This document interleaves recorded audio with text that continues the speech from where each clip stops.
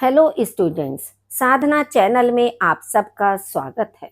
बच्चों, आज हम क्लास 8 की रुचिरा पुस्तक का पाठ 15 आपके सामने स्पष्ट कर रहे हैं। ये आपकी पुस्तक का अंतिम या लास्ट पाठ है, जिसका शीर्षक है प्रहेलिका। प्रहेलिका का मतलब होता है पहेलियां। जैसे कि आप आपस में भी अपने साथियों के साथ भिन्न भिन्न प्रकार की पहेलियां पूछते हैं, तो इस पाठ के अंदर भी अनेक प्रकार की पहेलियां दी हैं और उनके पूछने के अलग अलग तरीके दिए हुए हैं।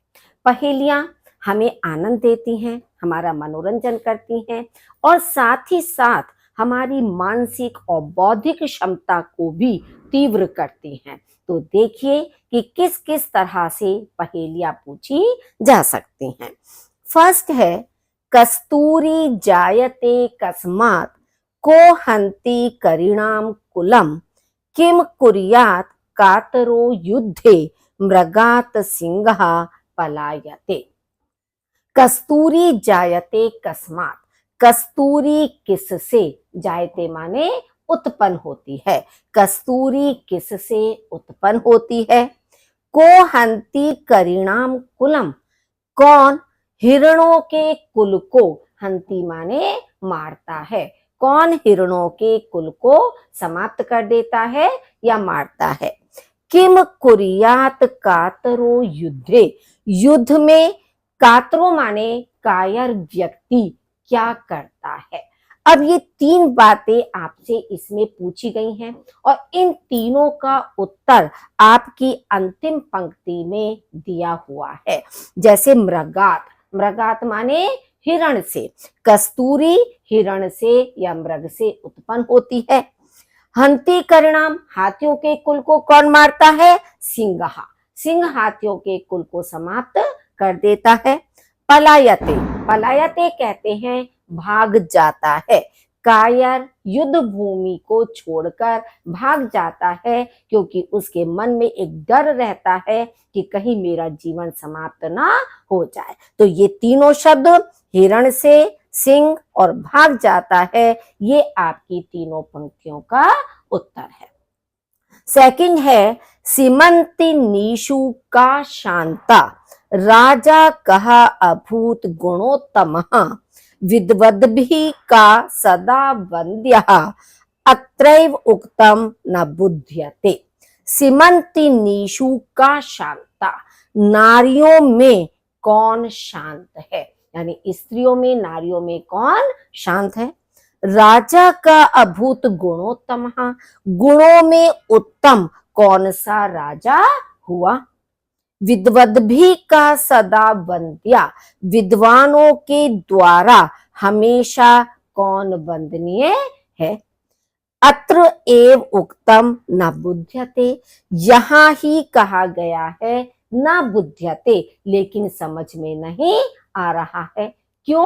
अब ये देखिए, दूसरा तरीका दिया है पहेली पूछने का कि जैसे शब्द का जो प्रथम आपका अक्षर है सी और अंतिम शब्द का आखिरी अक्षर है ता, तो इसका मतलब क्या हो गया, सीता, कि नारियों में शांत कौन है, सीता। अब इसी तरह से राजा में रा देख लीजिए और लास्ट में आपका माँ है, तो ये आपका हो गया राम, कि गुणों में उत्तम कौन सा राजा हुआ, राम हुआ। विद्वानों के द्वारा हमेशा कौन वंदनीय है, तो विद्वद्भी का वी और वंद्या का द्या, तो विद्या हो गया, विद्वानों के द्वारा हमेशा विद्या वंदनीय रही है। तो इस तरीके से ये पहेली का आपका दूसरा रूप था कि शब्द का पहला और शब्द का अंतिम वर्ण। थर्ड देखिए, कम संजघान कृष्ण का शीतल वाहिनी गंगा केदार पोषण रतः कम बलवंतम न बाधते शीतम। कम संजघान कृष्ण, कृष्ण ने किसको मारा, कृष्ण ने किसको मारा। का शीतल वाहिनी गंगा, शीतल धारा वाली गंगा कहाँ है, मतलब कहाँ प्रवाहित हो रही है शीतल लहर वाली गंगा।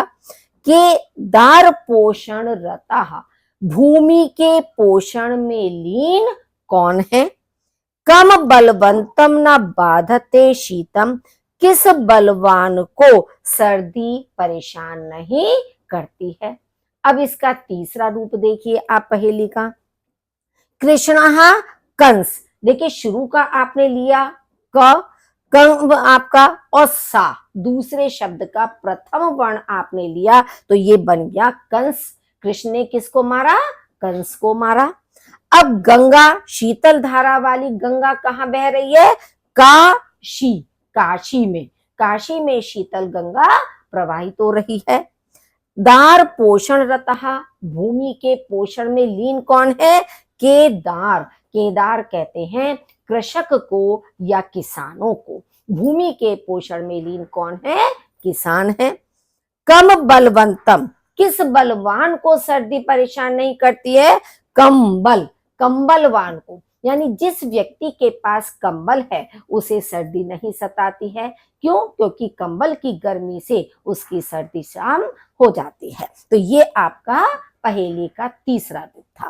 फोर्थ देखिए, वृक्ष अग्रवासी नाचा पक्षी राजहा, त्रिनेत्रधारी नाचा शूल पाणी, त्वग वस्त्रधारी नाचा सिद्ध योगी, जलम च बिभ्रन घटो न मेघः। चौथा रूप देखिए, वृक्षाग्रवासी, वृक्ष पर वास करता है, वृक्ष पर लगा रहता है।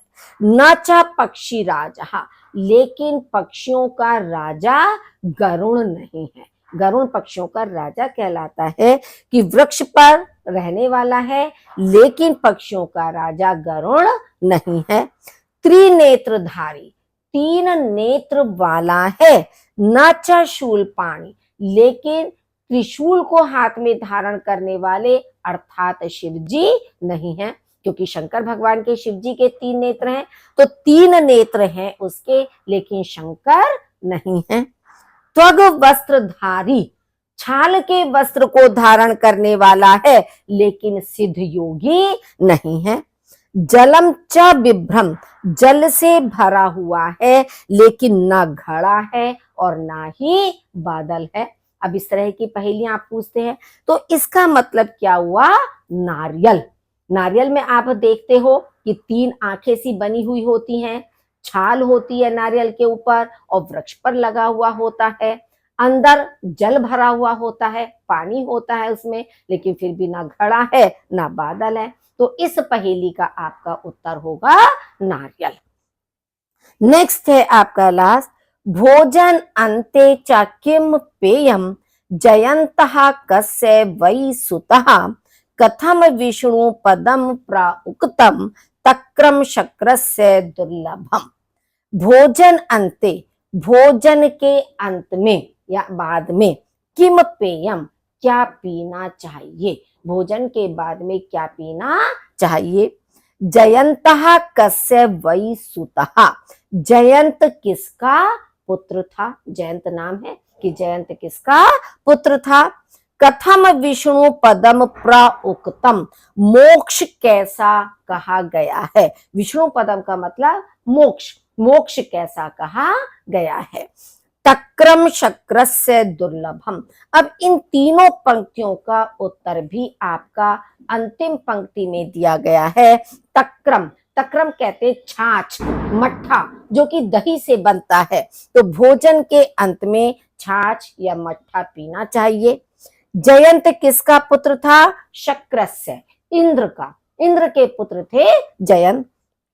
मोक्ष कैसा कहा गया है? दुर्लभ, क्योंकि मुश्किल है, मोक्ष दुर्लभ से या मुश्किल से प्राप्त होता है। तो इस तरह से आपने देखिए पांचों पहेलियों के रूप देखे। अब हम इसके अभ्यास कार्य को करेंगे। ये आपके सब शब्दार्थ थे जो आप अपनी पुस्तक से याद करेंगे। अभ्यास कार्य है फर्स्ट, श्लोक अंशेषु रिक्त स्थानानि पूर्यत, श्लोक के अंशों में रिक्त स्थान पूरे कीजिए। सीमंती नीशु का शांता, राजा का अभूत गुणोत्तम। ये तो जैसे जैसे आपकी पहेलियां दी हुई हैं उसी के क्रम में ही आपको श्लोक को पूरा करना है। तो यहाँ आपका आ जाएगा शांता और यहाँ पर कहा अभूत। कम संजघान कृष्ण का शीतल वाहिनी गंगा, कि कृष्ण ने किसको मारा और शीतल धारा वाली गंगा कहाँ है। के दार पोषण रतः कम बलवंतम न बाधते शीतम, कि पृथ्वी का पोषण करने में लीन कौन है, किसान, और कंबल वाले को शीत परेशान नहीं करता है। वृक्षाग्रवासी नाचा पक्षी राजा त्रिनेत्रधारी नाचा शूल पाणी, कि वृक्ष पर रहता है, गरुड़ नहीं है, 3 नेत्र वाला है लेकिन शंकर नहीं है। सेकंड है श्लोक अंशान योजत, श्लोक के अंशों को जोड़िए। देखिए किम कुर्यात कातरो युद्धे, कि कातर माने जो कायर व्यक्ति होता है वो युद्ध में क्या करता है, कायर व्यक्ति युद्ध में आपका देखिए इसमें काका कि कायर व्यक्ति युद्ध में क्या करता है, कायर व्यक्ति युद्ध में वहां से भाग जाता है। नेक्स्ट है आपका विद्वद भी का सदा वंद्या, विद्वान के द्वारा सदा कौन विद्यमान है, वंदनीय है। अत्रैव उक्तम न बुध्यते, यहाँ कहा गया है लेकिन समझ में नहीं आ रहा है। नेक्स्ट है कम संजघान कृष्ण, कृष्ण ने किसको मारा, काशी शीतल वाहिनी गंगा, इसकी दूसरी पंक्ति क्या थी कि शीतल धारा वाली गंगा कहाँ है। कथम विष्णु पदम प्रोक्तम, मोक्ष कैसा कहा गया है। तक्रम शक्रस्य दुर्लभम, छाछ इंद्र का और कठिन। तो इस तरह से ये श्लोक की पंक्तियों को आपस में जोड़ा गया है। उपयुक्त कथनानाम समक्षम आम, अनुपयुक्त कथनानाम समक्षम न इति लिखत, कि उपयुक्त कथन के सामने हाँ आम माने हाँ होता है और अनुपयुक्त कथन के सामने ना लिखिए। जैसे एक एग्जाम्पल दिया है, सिंहा करिणाम कुलम हंती, सिंह हाथियों के कुल को मारता है आम, ये हमारा सही वाक्य है, हाँ हो जाएगा। कात्रो युद्धे युध्यते, कायर युद्ध में युद्ध करता है, युद्ध किया जाता है ना, नहीं युद्ध नहीं करता है बल्कि युद्ध के मैदान से भाग जाता है। कस्तूरी मृगात जायते, कस्तूरी मृग से उत्पन्न होती है आम, ये आपका वाक्य सही है। मृगात सिंहा पलायते, मृग से शेर भाग जाता है नहीं, बल्कि शेर तो मृग को समाप्त कर देता है, तो ये आपका नहीं है। कंसहा जघान कृष्णम, कंस ने कृष्ण को मारा नहीं, ये भी गलत वाक्य है क्योंकि कृष्ण ने कंस को मारा था ना कि कंस ने कृष्ण को। तक्रम शक्रस्य दुर्लभम, छाछ इंद्र का और दुर्लभ, इसके लिए आपका एक कॉलम नहीं दिया हुआ था, कम था, तो इसका आंसर होगा आपका आम, यानी कि ठीक है ये। जयंतः कृष्णस्य पुत्रः, जयंत कृष्ण के पुत्र थे ना, नहीं है ये, बल्कि किसके थे, इंद्र के पुत्र थे। संधि विच्छेदम पूर्यत, संधि विच्छेद पूरी कीजिए। करिणाम कुलम, तो यहाँ पर आपका हो जाएगा जो अनुस्वार लगा हुआ था वह अनुस्वार आपका मां में परिवर्तित करके लिखा जाएगा, तो करिणाम कुलम। क अभूत, तो कहा प्लस अभूत हो जाएगा, ये आपकी क्योंकि विसर्ग संधि है, विसर्ग का उ बनता है, उ का ओ हो जाता है और अ जो है वो अवग्रह के रूप में लिखा जाता है। अत्रैव उक्तम, तो अत्र प्लस एव, देखिए अत्र और एव, पहले ये आपकी दीर्घ संधि आपकी हो गई है, ये वृद्धि संधि हो गई है, फिर एव प्लस उक्तम ये आपकी गुण संधि हो गई है कि अ और उ मिलने पर ओ हो जाता है, तो इसके अंदर आपकी 2 संधियां हैं, वृद्धि संधि और गुण संधि। वृक्षाग्रवासी, वृक्ष प्लस अग्रवासी, ये आपकी दीर्घ स्वर संधि है, अ और अ मिलकर दीर्घ आ बन जाता है। त्वग वस्त्रधारी, अब त्वक और वस्त्रधारी ये आपकी व्यंजन संधि है। विभ्रन, विभ्रत प्लस न, ता के बाद ना आने पर ता ना में परिवर्तित हो जाता है, तो ये आपका बन गया विभ्रम। नेक्स्ट है अधोलिखितानां पदानां लिंगम विभक्तिम वचनः च लिखत, कि नीचे लिखे हुए पदों का लिंग विभक्ति और वचन लिखिए। जैसे है आपका करिणाम, करिणाम पुल्लिंग है, षष्ठी विभक्ति का आपका बहुवचन है करिणाम। नेक्स्ट है कस्तूरी, कस्तूरी स्त्रीलिंग है, प्रथमा विभक्ति का एक वचन है। युद्धे पुल्लिंग में आता है आपका, सप्तमी विभक्ति का एक वचन है। सीमंतिनीषु स्त्रीलिंग, सप्तमी विभक्ति का बहुवचन है। बलवंतम पुल्लिंग है, द्वितीय विभक्ति का एक वचन। शूलपाणिः पुल्लिंग, प्रथमा विभक्ति का एक वचन है।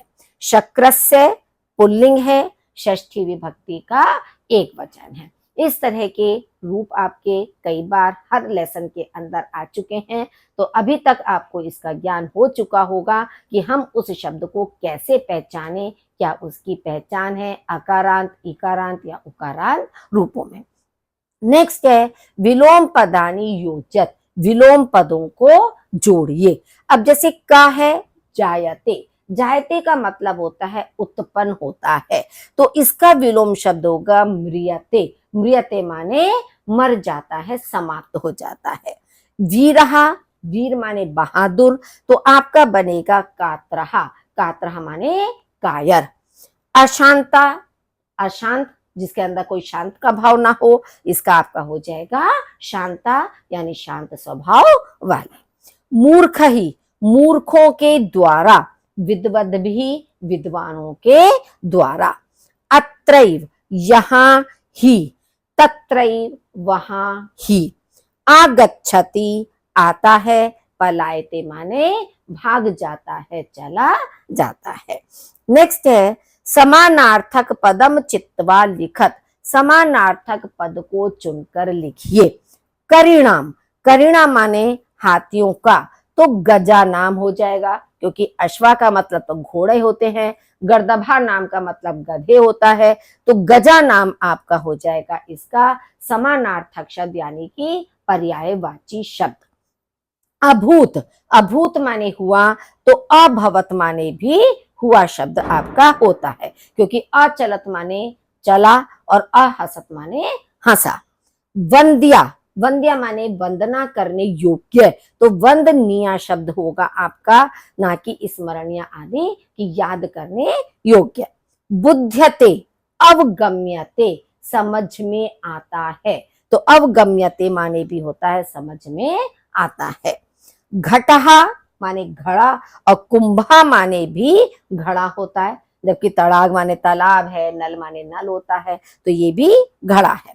संजघान, अमार्यत, अमार्यत माने मारा, और संजघान माने भी मारा, तो आपका शब्द हो जाएगा अमार्यत मारा। अखादत माने होता है खाया, अपिबत माने होता है पिया।